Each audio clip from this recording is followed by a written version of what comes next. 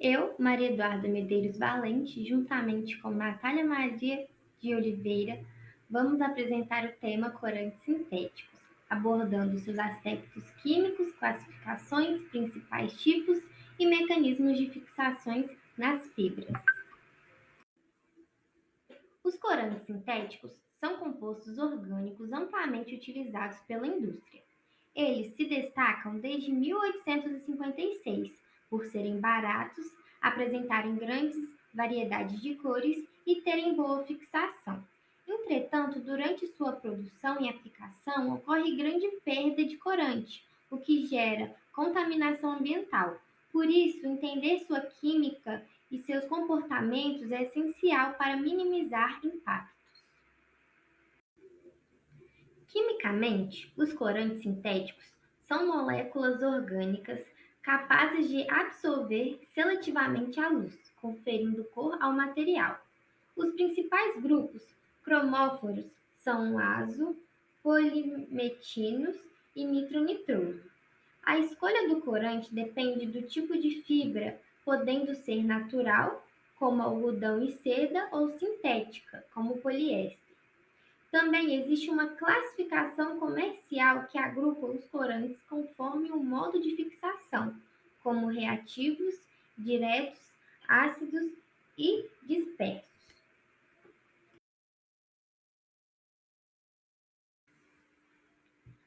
Para que um corante funcione, ele precisa se fixar ao substrato.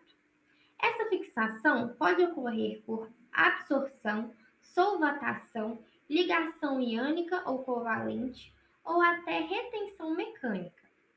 A estrutura do corante, com seus grupos cromóforos e sistemas conjugados, é o que determina sua cor.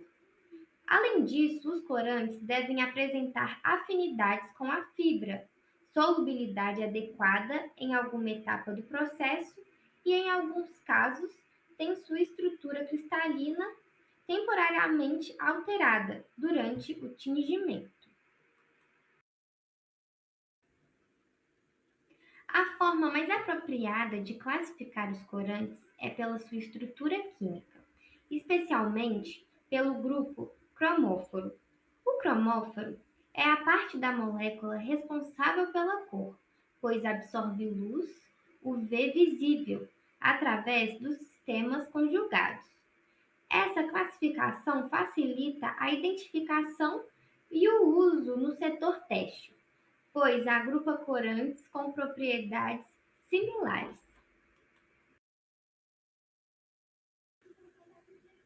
Os corantes azo são a classe mais importante entre os corantes sintéticos, representando mais de 65% dos corantes disponíveis no mercado.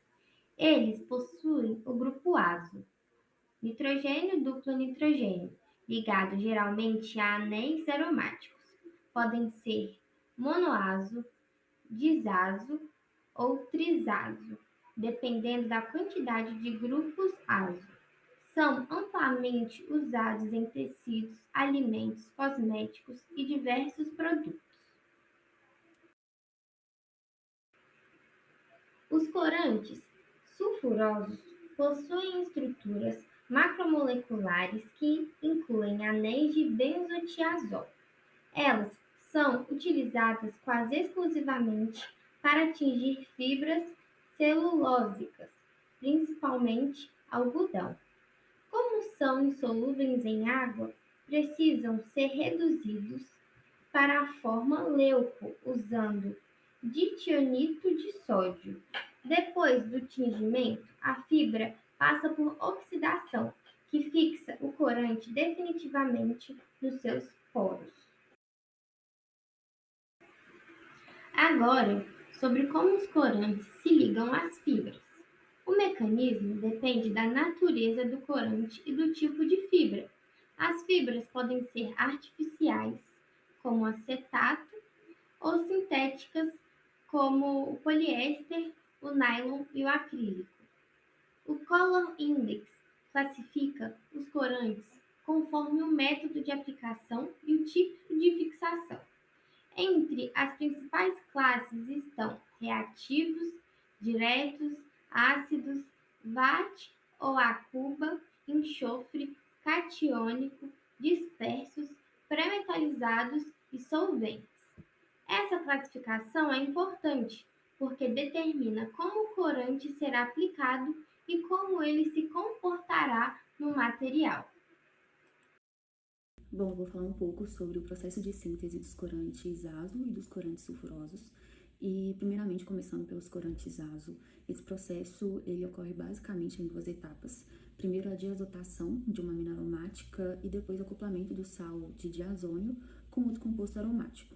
Começando pela diazotação, a reação começa a partir de uma amina aromática, como a anilina, e em meio ácido, o nitrito de sódio ele reage e forma o ácido nitroso, que então gera o cátion nitrosônio. Esse cátion é o eletrófilo que vai que vai reagir com a amina. Já a amina, ela vai atacar o nitrosônio e vai formar uma série de intermediários que se rearranjam até que o sal diazônio ele é gerado, que é essa espécie final mostrada aí no primeiro mecanismo.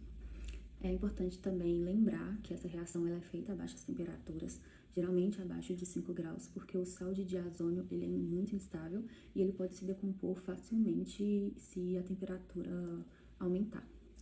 E então, depois de formar o sal de diazônio, nós partimos para a segunda etapa, que é o acoplamento. Esse sal de diazônio ele é um eletrófilo muito forte e ele reage com um anel aromático ativado, que normalmente é um fenol ou uma amina aromática. No exemplo do slide, o fenol realiza um ataque nucleofílico no nitrogênio do sal de diazônio, formando então a ligação azo. Essa etapa é essencial porque é aqui que realmente se forma o corante. Então, o grupo de nitrogênio conjugado com os dois anéis aromáticos, ele cria um sistema altamente ressonante que é responsável pela absorção da luz na região do visível, que fica responsável também por dar a cor final do corante, que é o que a gente vê. Então, resumindo, a síntese dos corantes azo envolve primeiro transformar a amina aromática em um sal de diazônio por diazotação e, em seguida, acoplar esse sal a um sistema aromático ativado para gerar o corante. E com algumas pequenas nos grupos ao redor do anel, é possível que seja gerado uma variedade enorme de cores e tonalidades que expliquem um pouco a importância industrial desses compostos sintéticos.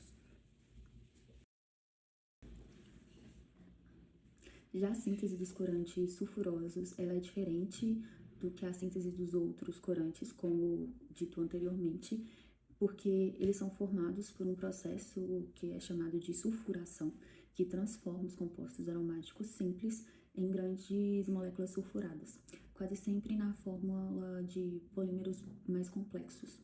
O processo ele começa com a escolha de materiais orgânicos e aromáticos, como por exemplo anilina, os fenóis, nitrobenzenos.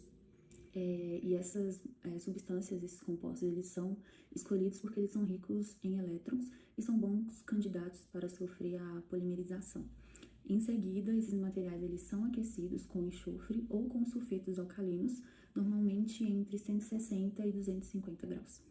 Nessa etapa de aquecimento ocorre a combinação de reações. Os anéis aromáticos eles começam a se condensar e formar estruturas maiores, enquanto o enxofre ele se incorpora nessas moléculas. É exatamente essa incorporação do enxofre que dá origem ao caráter sulfurado do corante. E depois dessa sulfuração, o produto obtido ele ainda não é o corante final. Ele vai precisar passar por uma oxidação que pode ser feita com ar, com peróxidos ou agentes oxidantes, como o hipoclorito. E essa oxidação ela vai estabilizar o material e transformar a massa escura obtida no corante sulfurado. E aí, finalmente, o produto ele é resfriado, moído e padronizado com aditivos. E é importante mencionar também que esses corantes são naturalmente insolúveis em água, e é por isso que, durante o tingimento, o corante ele é reduzido para uma forma mais solúvel, que é chamado leuco, e ele é transformado nisso usando o sulfeto de sódio.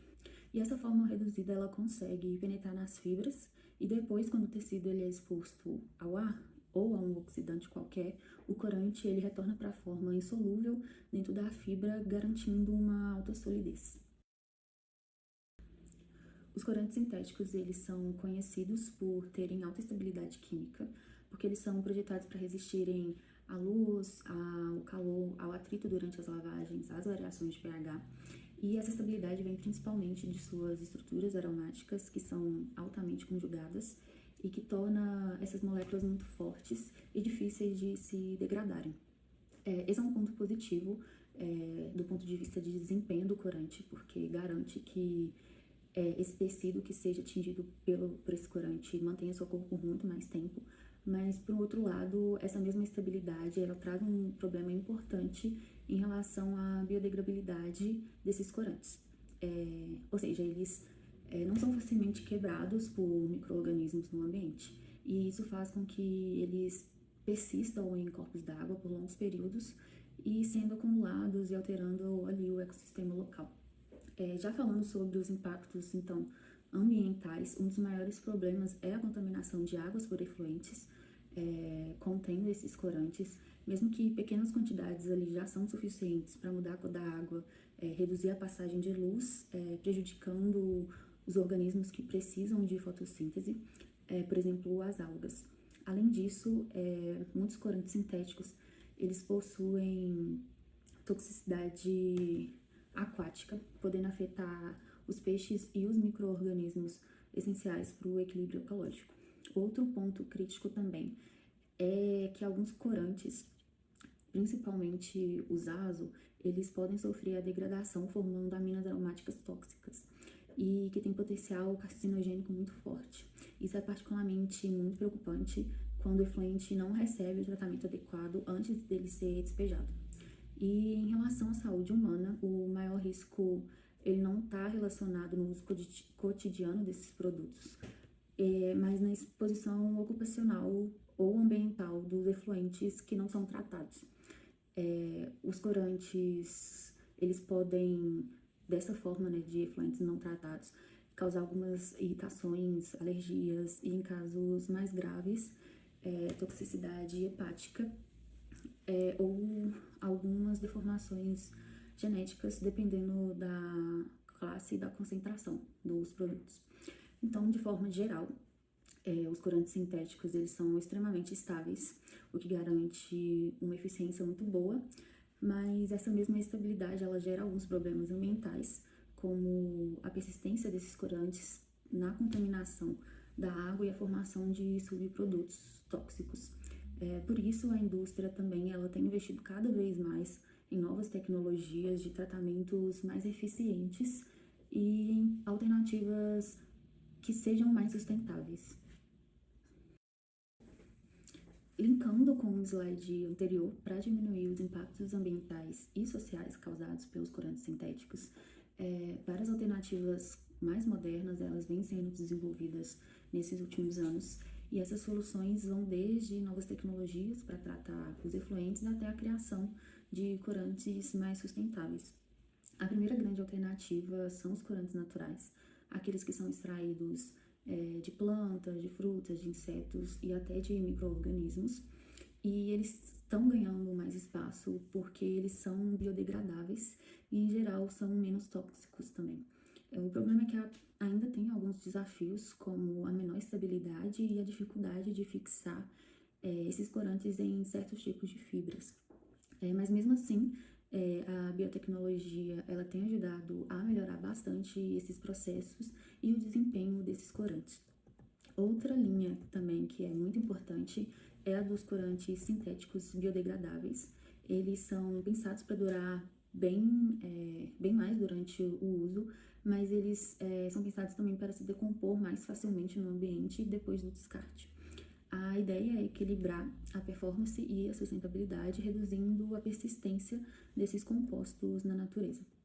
Além disso, também o avanço da tecnologia para o tratamento dos efluentes, que é um problema dos corantes sintéticos, ela também vem crescendo bastante, e entre os principais avanços tem os processos oxidativos mais avançados, como a ozonização e a fotocatálise, que vão quebrar essas moléculas dos corantes em estruturas menores e menos tóxicas, incluindo aí processos também que usam o peróxido de hidrogênio e o ferro.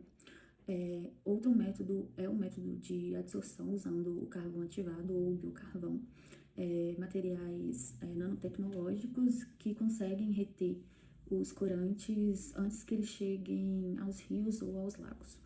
E uma terceira forma de tecnologia é as membranas de ultrafiltração e nanofiltração. Elas vão remover esses corantes de uma forma muito mais eficiente, mesmo em que estejam em baixas concentrações. Outra área também que é muito promissora é a área de biorremediação, que usa bactérias, fungos ou enzimas capazes de degradar os corantes sintéticos. Esses micro-organismos, eles conseguem quebrar esses compostos bem complexos, como os compostos dos corantes azo, e eles reduzem bastante a toxicidade do efluente. E por fim também temos a química verde, que vem crescendo bastante aí atualmente. Ela busca desenvolver processos bem mais limpos e com menos etapas, menor uso de substâncias tóxicas e menos geração de resíduos. Aqui entram, por exemplo, os corantes produzidos por síntese enzimática, rotas de baixo consumo energético ou solventes mais sustentáveis também. Por fim, eu gostaria de agradecer a atenção desse trabalho realizado por mim e pela Maria Eduarda.